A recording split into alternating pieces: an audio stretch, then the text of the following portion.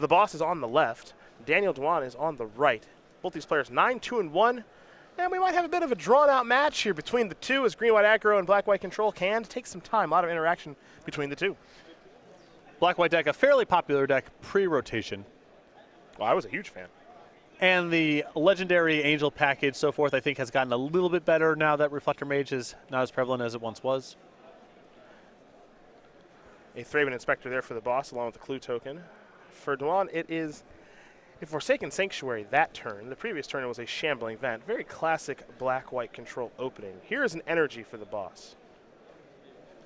And here comes Thraben Inspector. The follow-up is a Smuggler's Copter, a start that we've seen quite a bit of here this weekend. So, time to look at the removal suite here. How much is Duan trying to fight this card? 1 Dead Weight, 1 Oath of Liliana, a Declaration in Stone, a Murder, a Stasis Snare, a Ruinous Path, 3 Anguish, Unmaking, 4 Grasp of Darkness, 2 Fumigate. So making some effort here. 2 Anguish, Unmaking, 4 Grasp of Darkness, a Murder, and a Stasis Snare, a reasonable assortment of removal spells that are good against a variety of creatures and also happen to be good against Smuggler's Copter. Tom will sacrifice a clue. He'll play a Plains, and he looks like he will attack for 1. He will not activate the Smuggler's Copter. We've seen this before from BBD and from Brad. Not willing to play into open mana here, activate the Smuggler's Copter, and have it tagged by Grasp of Darkness or a Murder or some such. There's a Forsaken Sanctuary. Daniel will pass the turn back over to Tom. Tom will draw Sylvan Advocate. Green mana is a bit of an issue here for the boss. They see only green mana he has access to is the energy from Aether Hub. That is it. You can see the hand. 2 Gideons, 2 Verdurous Gearhawk. Westville Abbey is the land for the turn. Now here is Gideon. A Knight Ally on the way, perhaps. I'm curious to see if he's actually going to activate the Smuggler's Copter this go around. He will. And I think we'll have a Grasp of Darkness here in just a moment. We will. Take care of the Copter. Here's an attack for 1. Pass the turn back. Now, the reason I like this is because if he doesn't activate the Smuggler's Copter this turn, and Daniel's spell is actually Anguish Unmaking, he'll just say, okay, I'll Anguish Unmaking the Gideon. You didn't get very much from that. Yeah, that's the flashpoint where Tom's going to trade with a good removal spell regardless, so he might as well try to get in. So I like that play there from the boss. Though I guess a counter-argument to that is Ross has another copy of Gideon in his hand, so it's possible that he would want to trade his Gideon for an Anguish Unmaking with a second one left over. Sure. Here's a Gideon for Daniel. There's another argument to leave the Smuggler's Copter back for a turn is it's much better taxing opposing Planeswalkers. Here's a Servant of the Conduit. Fairgrounds Warden is going to come down and take care of that token. Gideon's going to plus. Here come the beatdowns on the Gideon. And pass the turn back. So that'll be Tom's turn. Daniel will untap, and he will draw here.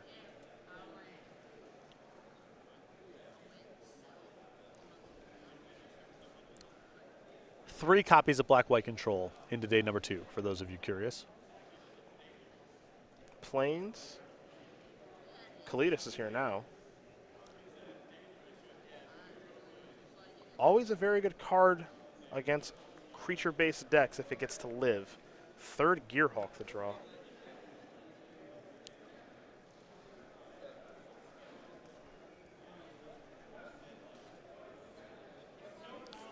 So Tom's hand is total nonsense right now, but it is possible Gideon will be good enough.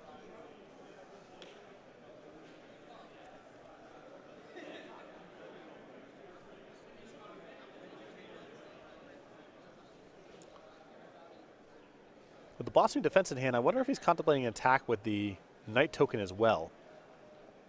A little tough to do with 2 mana available. Yeah, it is. It is a really risky attack here. Looks like he's going to make an emblem here with the Gideon.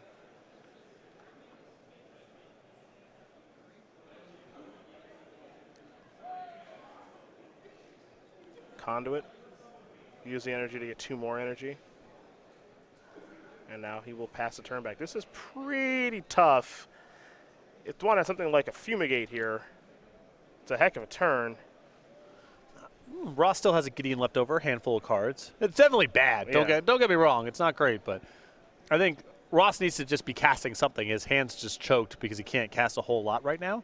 So he can theoretically rebuild from a Fumigate, and He does get the Kalitas off the battlefield, which is something. So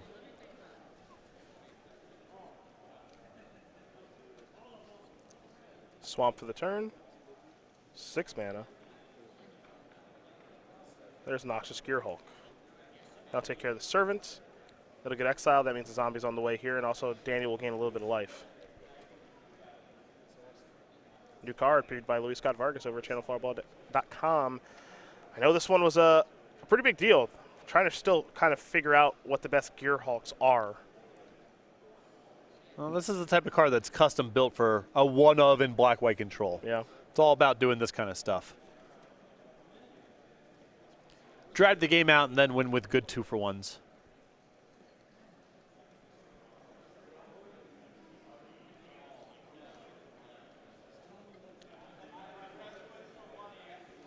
See what Tom wants to do on this turn. Another hub means that he does have access to double green for a what feels like short period of time.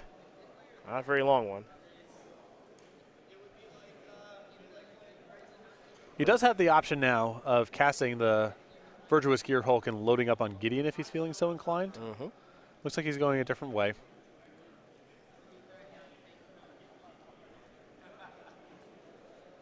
Gonna go Gearhulkin. Warden. Yeah, 5's a lot. Yep. It's gonna be tough. 2 is a little more like it. 2 there. All right, so 4-power creature in the Warden because of the emblem, and 4-power Inspector. Yeah, can safely attack into that stuff. Trying to make some inroads on the board, it feels like.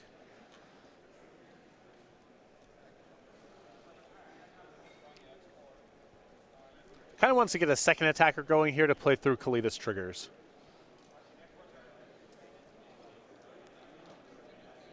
Makes sense.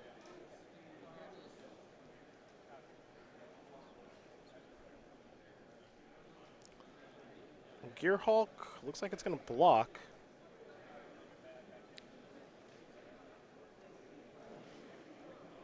Looks like maybe just the Inspector. All right, they'll trade. 4 damage will come across. Tom will lose the Thraben Inspector. It'll have to be exiled, so he'll take care of that. Zombie enters the battlefield. I think that's it. He'll make a knight, too. Knight ally, excuse me. Go back over to Daniel. Can he keep controlling this board is the question. This is what Black-White is all about, board control deck. With a removal spell on something, then he can make the Kalitas larger than anything on the other side of the battlefield, and then things are looking pretty good. Mm-hmm. But Duan's also running pretty light on resources right now.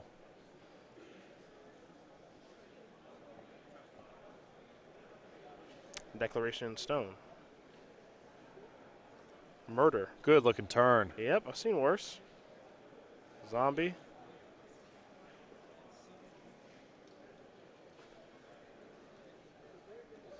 Time to finish off Gideon, I imagine, along with an attack from Kalitas here.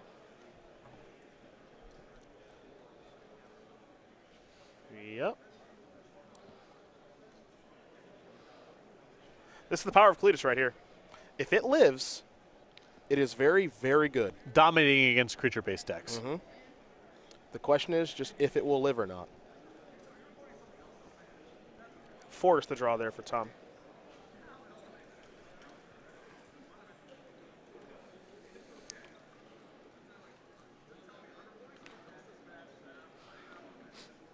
Not sure if he wants to play it just yet. Now he will.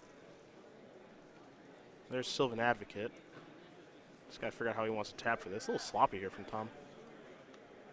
Now there's Gideon. Well, this certainly does some work to slowing down the attacks on the other side. And Ross's leftovers, I believe, are 2 copies of Virtuous Gearhulk. Yeah, he's got 2 in his hand. So, assuming that Duan's kind of out of action right now, I mean, he's down to 2 cards in hand, I believe.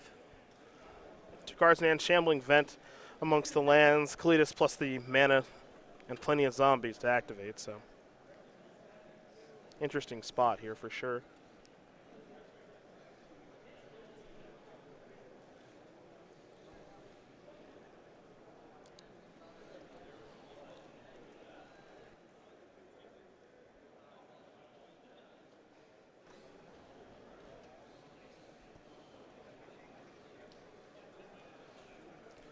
I can look at both cards in hand, but one of them is Concealed Courtyard. Okay, that's not all that exciting. Card draw in Daniel's deck? One Sorin, and he has the Legend package. Thalia's Lancers All right, Plus. gotcha. So that's the card drawing. Sometimes you see Succumb to Temptation like we did with Christopher Giuliano yesterday. Yep. Or Live Fast, the new Read the Bones-esque spell that generates energy.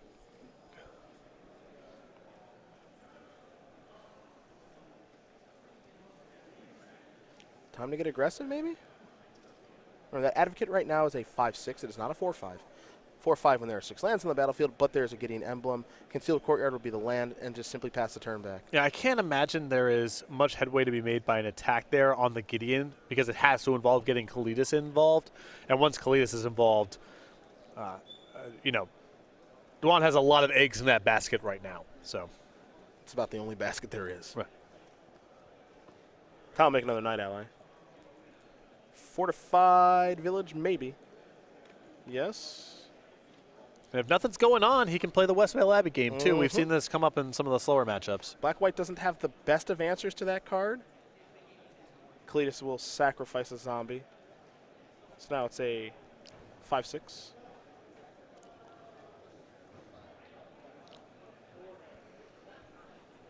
Of course, if Tom wants to go that Westvale Abbey route, the preference is to sacrifice tokens to it, not any real creatures. He's not in any rush. Yeah. Right now, Duan's not up to a whole lot.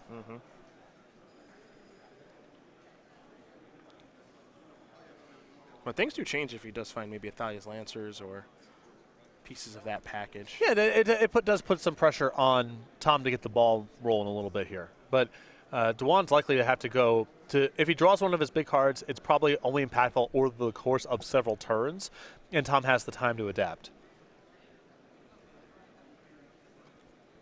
Here comes Kalidas. 5/6, 5, 6, 7, 8, 9. I'm seeing how big Daniel can actually make Kalidas if he wants to sacrifice both zombies. We got it up to a 9/10. Yep. On the other side, remember there's a Gideon emblem, so 3, 6, 7, 8, 9, 10, 14, 15, plus a Westvale Abbey if he wants it, 17. I think there's a chance here that Tom makes a token with Westvale Abbey and puts everything in front of Kalidas and says, just show me what you got. Against 2 cards in hand, it's just hard to believe that Duan could survive everything. Or the Kalidas, rather. Because he has to spend 6 mana total just to get it to a 9/10, and then what are you doing with the leftover cards? Yep. And if you're casting leftover cards, well, even if you have 2 kill spells, I think he still plays over the top here. Yeah, I think so. Yeah, just throw it all up in there and see how it washes out, I think. I kind of like this block. I do too. Westvale Abbey making a white and black human cleric creature token. Tom having to lose 1 life to generate that, so he's down to 14. Tom definitely wants to protect the Gideon in this spot.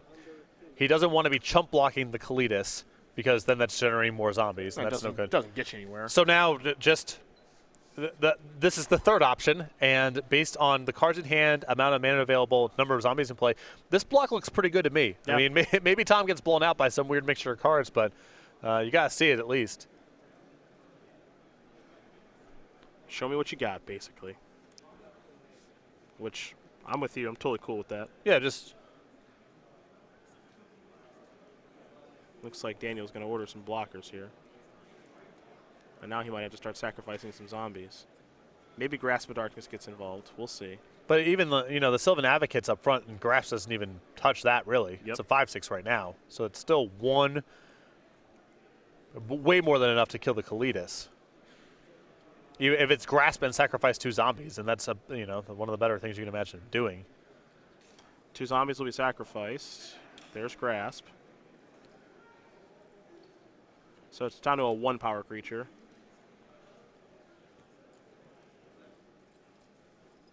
Still going to kill it.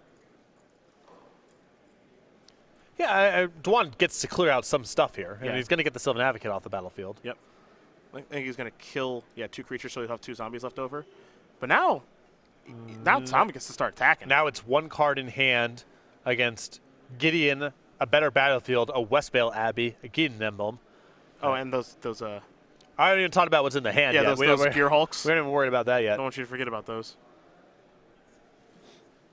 Might be time to turn the old corner, as they say.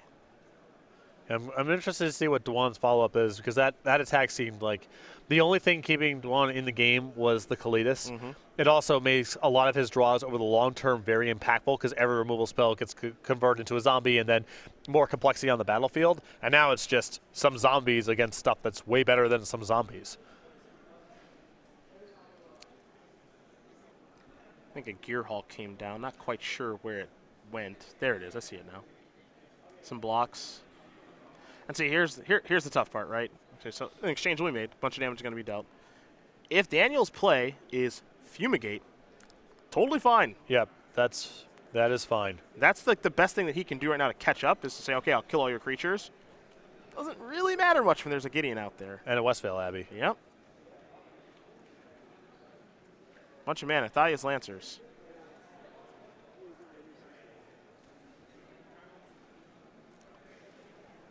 We'll see what Daniel wants to search up.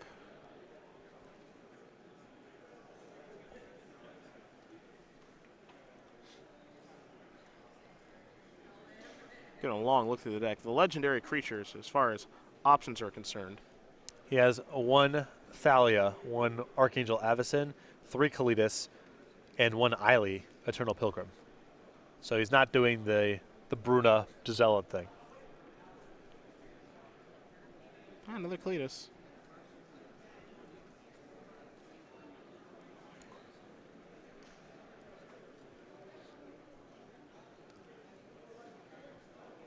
Tom will untap here. You see, Yeah, we see Tom do this. My prediction is, at the minimum, the Thalia's Lancers is going to have to chump block, and it's possible the Kalidas will have to chump block as well. Yep. The way he's able to size these creatures, he's going to plus Gideon. Yep, business time. Yep. Remember, everything is +1/+1 bigger, so everything's a 5/5 at the minimum right now. Yep. So, yeah, the Kalidas has to chump block too. So.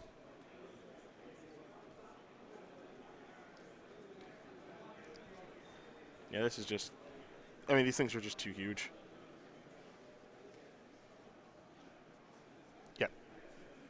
And we can't forget, too, if Kalidas blocks a Gideon, which is not the one you want to block, Lifelink's not going to happen. Yep. Because the damage is prevented. Yeah, you want Lancers in front of Gideon and then Kalidas in front of whatever. Whatever, yeah. I learned that one the hard way. What was the scale of the event? SCG Atlanta, round 14, when Jerry was 13-0, and I was playing for top 8. I blocked a Gideon with a shambling vent. That's nice. Yeah. He let me take it back because he's a nice person. But and he'd also rather have the story that's of letting you take it back. Because you know Jerry, that's right. Obviously what happened, yes. Draw and dead. Tom Ross going to win game number 1 here over Daniel Duan. Green-white aggro able to slog through a Kalidas and move itself up a game here over black-white control. Pretty impressive. So again, this just, you can smell it from here. It's a Brad Nelson deck. This just reeks of Brad Nelson so much of, yeah, I can go long. Yep. Totally fine with going long. You got some stuff? We're going to play 10, 11 turns? Let's go long. And Tom was able to work his way through a Kalidas that was on the battlefield for what, 5, 6 turns? Yep. Planeswalkers, Westvale Abbey. Yeah. So a little bit of card drawing. This deck can hang around. A lot of tools in green-white to stick around. And it's going to stink even more like Brad Nelson in just a second, because we're going to take a look at the sideboards, and we're going to start with Tom's, because he has the ability to convert his deck the way that he wants to, between maybe mid-range or control, even get a little bit more aggressive. 2 Fumigates, 2 Nissa Vital Force, 2 Natural State, 2 Declaration in Stone, 2 Quarantine Field. One of his Tireless Tracker, Fragmentize, Stasis Snare, Linvala Preserver, and Blessed Alliance. So I think this is a perfect matchup for the Tireless Tracker and the 2 copies of Nissa Vital Force. Just more card drawing, more control over the battlefield. Great stuff for this kind of matchup. I think he wants a little bit of the creature removal, but it's easy to go overboard with that. I think some amount of Stasis Snare, Quarantine Field, Declaration in Stone. I think he wants to be a little bit better against Kalidas. I don't think he wants all those cards, but I think a little of that is called for. Other side of things here for Daniel. A lot of 2s and 1s. 2 Lost Legacy, 2 Fragmentize, 2 Harsh Scrutiny, 2 Call the Bloodline. One of is an Anguish Unmaking Quarantine Field, Authority of the Council's Ruinous Path, Linvala the Preserver, Campbell, Council of Allocation, and a Painful Truths. So the Painful Truths, the Ruinous Path, the Quarantine Field, the Anguish Unmaking, a little bit of removal here, especially removal that can go after Planeswalkers. Really important for Duan to be able to control that, as we saw what happened in Game 1 where Gideon went unchecked for too long. Well, game number 2 going to be underway here in just a moment. Players sideboarding and shuffling up pretty quickly. So while they do that, we'll give us a moment to talk about the StarCityGames.com newsletter. If you're already subscribed, we want to thank you, of course, for that. You saw exactly what Todd Stevens did recommend in his Bant deck that he's trying to make it through day 2 with, a little under the weather, but there's a whole lot more going on in our free newsletter. A ton of information about the goings-on at Star City Games, with the latest about the SCG Tour, with the selected SCG Tour match of the week, exclusive deck lists and advice from many of your favorite columnists, all the recent event results, an exclusive cardboard crack comic, and best of all, signing up is free over at go.starcitygames.com/newsletter. Sometimes you might see a Tom Ross in there, might see some other people in there writing some of our sections. So pretty cool stuff going on there, and obviously free to sign up for. Both players taking a look at their opening hands. We'll see if they're happy with their 7s. Daniel is, Tom is. Let's play some Magic here with the Shambling Vent. The boss will play a Canopy Vista. We'll head back over to Daniel. He's got a Forsaken Sanctuary. Classic black-white opening. They love lands that enter the battlefield tapped. They cannot get enough of them.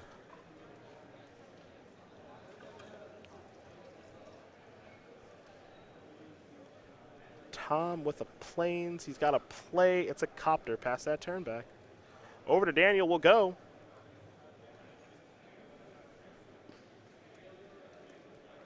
He'll play a Swamp. Pass the turn back. We'll go to the boss. T. Ross. Plains the draw.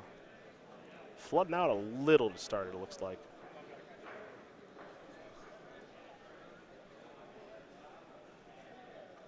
So interesting about the Copter. It just has like this kind of overarching kind of effect on the game. Like it does hover, especially in the early turns. Yeah. It does inform so much of the decision making on both sides of the table. It feels like a little sub game that you're playing. It's like, okay, the game right now, here's a 3-man inspector going to make a clue. It's like, all right, the game is now about this. All right, let's suit up. Anguish Unmaking. See you later. Tom's going to play a land, play a Servant. 2 energy, pass the turn back. Gotta be pretty happy to trade it with an Anguish Unmaking, as that's one of Duan's few spells that can tag Planeswalkers, and also it's something that would have just gotten the Smuggler's Copter anyway. Here is Gideon. Ross will draw. Actually a pretty good position for Gideon now. Battlefield's relatively stable. Yep. Gideon pretty darn good on the play. Don't think much of a surprise there. Another energy. Gearhulkin? I think we're going Gearhulkin. Oh, yeah. Thump. 3 counters here. 1 counter there. Go after Gideon. I think we'll see a block. We do. Be a good spot for Fumigate. I think my preference there might have been to put a counter on the Gearhulk to get it out of Grasp of Darkness range. Sure. I could see that. I guess the logic here is he wants to have 3 eligible attackers against a 2/2 token next turn. So by making the Servant of the Conduit a 3/3, now that's one more thing that can attack in. I don't know, it's close. It's not an easy card to play with. And the Gearhulk is still threatening lethal on the Gideon. Yep. There's a Knight Ally.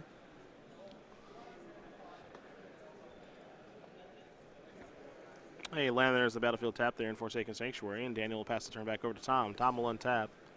It's time for a draw step. Tireless Tracker. Pretty darn good one. Against Really good White. pickup. Beatdowns. I have to imagine they're all going towards Gideon, but we will get confirmation.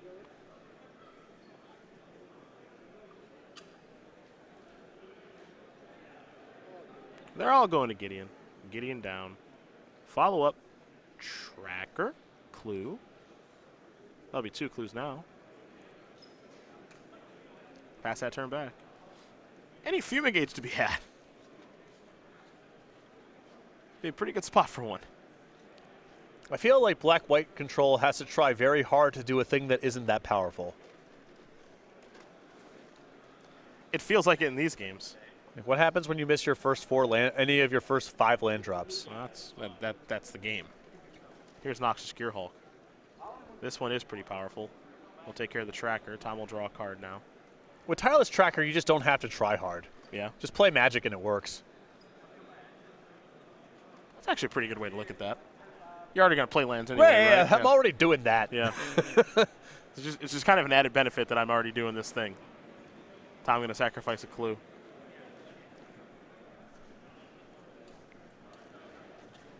Beatdowns. Ain't afraid no Gearhulk. Trade with a Gearhulk. Follow up? Gideon. There's a 2/2 Night Ally. Pass the turn back. Looks like Daniel may have just drawn another land. One of those lands is a Gyre Reach Sanitarium.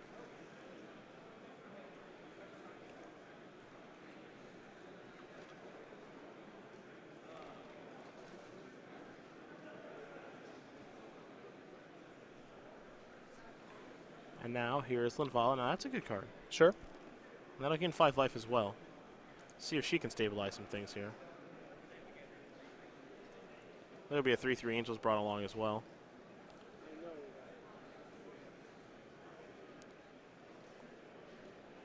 And pass the turn back. Time to draw for Tom Ross. Tireless Tracker again. Yep. Why try hard? Just don't have to do that. That's true.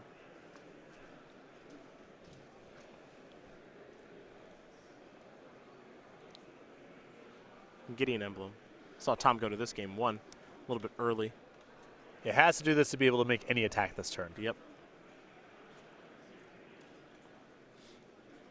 A little chump block perhaps? No, just going to take the 5. Down to 15. Follow up. Tracker.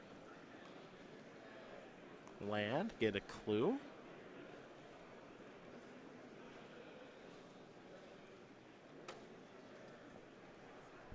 Might play the Advocate.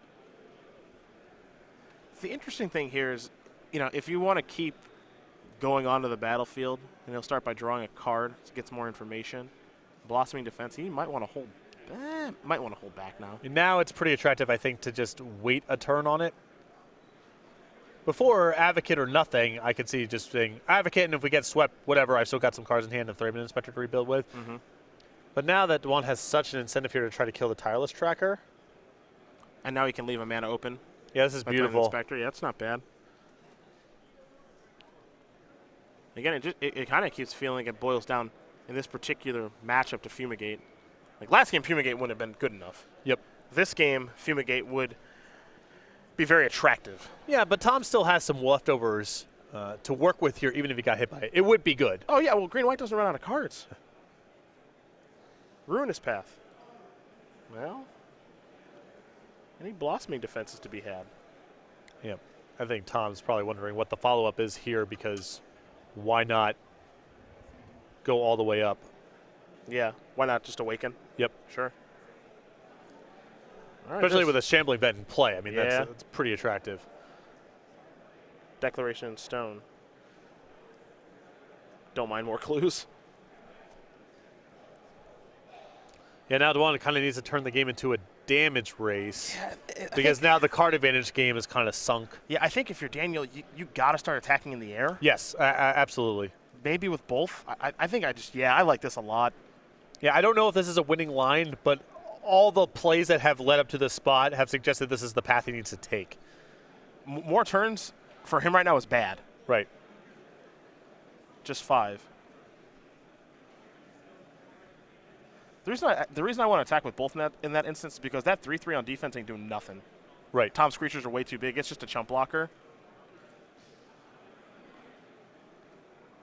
I mean, in theory, you can go 8-8-5, Yeah. and that's lethal. I mean, it's asking for a lot here, given Tom's board and how many resources Duan has to work with. But at least it's a story you can tell yourself. Yeah. It's an avenue. It's yeah, exactly. Yeah, Green-White, you got to get them dead before they get you dead. That was actually true of this matchup last standard season, and it actually feels more true now. Yep. I feel like Black-White's position in the matchup has to be hold, kill you. Yeah. Pivot and kill you fast, because you would think that the deck with a lot of 6 and 7 mana spells and Sorens and so forth would have the better late game. I don't think that's true. Yep. it looks better on paper Yes. when you look at the cards. Agreed. You say, you know, I'll draw Sword, I'll grind him down that way, or Noxious Gearhulk or Linvala, but I mean, look what's unfolding right now. Green and white is relentless, and the Gearhulk is making it even more relentless. Legacy players, that's time to round. Active player finishes their turn and play 5 additional turns. Tireless Tracker right now, 3, 4, 5, 6, 5 with the ability to become a 7/6 if Tom wants to sacrifice a clue. You got the Knight Ally, that's a 5/5. It's a base 2/2, 2 counters in the Gideon emblem, and then the Servant of the Conduit is also a 5/5. So pretty healthy attack. And to mention your point before, you know, now you have this angel that's really not attacking, not blocking. Or if it is blocking, it's chump blocking. Yeah.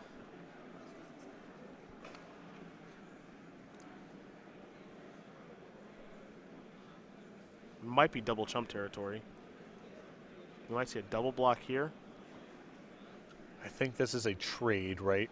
This would be a trade. 5/5. 5/5. Tom will sacrifice a clue, put a counter on the tracker, draw a card. I think he picked up a copy of Smuggler's Copter. That would be a trade. And it is. But Daniel's down to 3.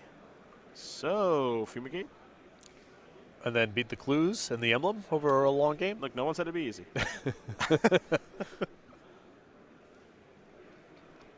I'm just saying we got to start somewhere. Right. Yeah.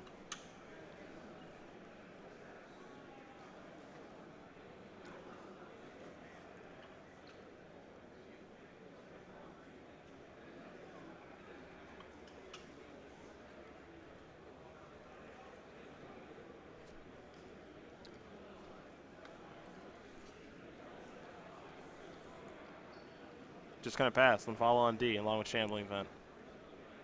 Force the draw here for Ross.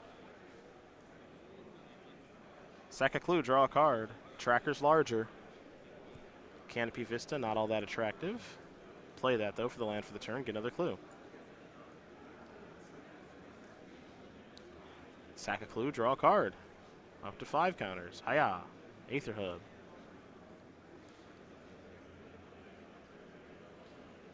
There's an Advocate. I believe the Advocate being played pre-combat here, so Ross doesn't have to sacrifice any attacker to the Blighted Fed, should that be Duan's line. That's smart. Here is Shambling Vent.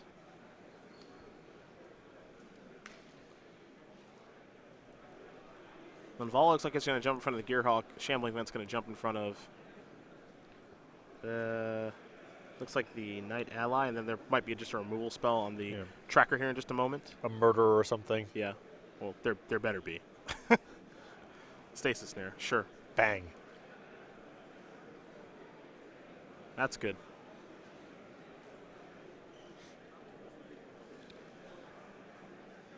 Linvala will trade with the Gearhulk.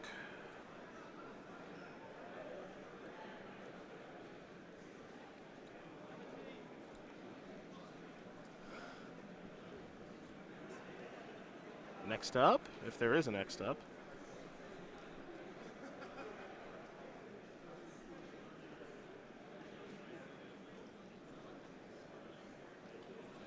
Daniel looking at 2 cards.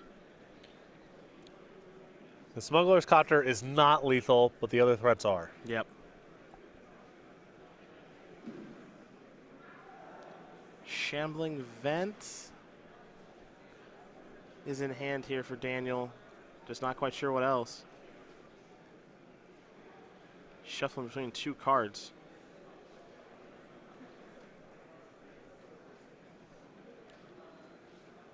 We'll find out in a moment. Either it's something or it's nothing. Yeah, that's the way that works. That's the easiest way to put it. Challenge starting in a few minutes. If you'd like to participate in the next standard challenge, come see us at Silence. Excuse me, that's our modern challenge, our 2 o'clock modern challenge. Last call to register. Having a hard time imagining what these 2 cards could be. Yeah, me too. All right, Liliana. Minus. Transgress the mind and something else. Return. Something that might be get a Gearhulk back, but yeah, it doesn't. I promise Tom's going to kill you. I think he'll see this line. Yeah. He'll draw a card. Another Gear Hulk. That might even make it easier. Yep. Put some counters on some stuff. That'll allow him to turn on the Copter with a creature that has Summoning Sickness. And in just a moment here, we're going to see Tom Ross win this match over Daniel Duan. 2-0. Green and Aggro are going to take care of black-white control. And for Ross, it's a 10-2-1 record here in Indianapolis and one step closer to another top 8. For Duan, probably out of the running now for top 8, but top 16 still in striking distance. And Tom Ross, yep, about a round away from maybe being able to draw in. Potentially. I mean, this is just, I think, a pretty good case of how this matchup goes.